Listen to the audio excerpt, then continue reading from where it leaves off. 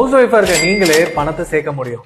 உங்க ஹஸ்பண்டுக்கே சவால் விடுற மாதிரி பெட்டரா மேனேஜ் பண்ண முடியும் இந்த 5 டிப்ஸை ஃபாலோ பண்ணீங்கன்னா. ஃபர்ஸ்ட் வந்து 50-30-20 ரூல். இது என்னன்னே தெரியலன்னா 50% உங்க ஃபேமிலி இன்கம்ல செலவுக்குன்னு எடுத்து வைக்கணும் அப்படின்னு சொல்லுங்க.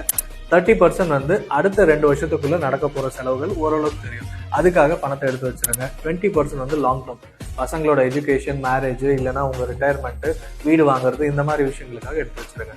ரெண்டாவது, பட்ஜெட்டிங் ரொம்ப முக்கியம். இன்கம் என்ன, எக்ஸ்பென்ஸ் என்ன ஆகுதுன்றது 3 மாசத்துக்காவது ஆவரேஜா உங்களுக்கு தெரிஞ்சிருக்கணும். மூணாவது பாயிண்ட் வந்து இன்கம் மைனஸ் சேவிங்ஸ். அதாவது ஃபர்ஸ்ட் சேவ் பண்ணிடணும், 10% 20% சொல்றேன், அது எடுத்துட்டு மீதியை தான் செலவுக்கு யூஸ் பண்ணணும். நாலாவது பாயிண்ட் வந்து இன்வெஸ்ட்மெண்ட்டை ஆட்டோமேட் பண்ணிடணும், அதாவது ஒரு எஸ்ஐபி போட்டுருங்க. அஞ்சாவது வந்து கெட் இன்சூர்ட், அதாவது ஃபர்ஸ்ட் டேர்ம் இன்சூரன்ஸ் உங்க ஹஸ்பண்ட் எடுக்க சொல்லுங்க, பர்சனல் ஆக்சிடென்ட் பாலிசி, அண்ட் ஃபைனலா ஹெல்த் இன்சூரன்ஸ். இந்த 5 பாயிண்ட்டையும் ஃபாலோ பண்ணி உங்க ஹஸ்பண்ட் கிட்ட சொல்லுங்க, நீங்க சூப்பரா பணத்தை மேனேஜ் பண்றீங்கன்னு பாராட்டுவாங்க.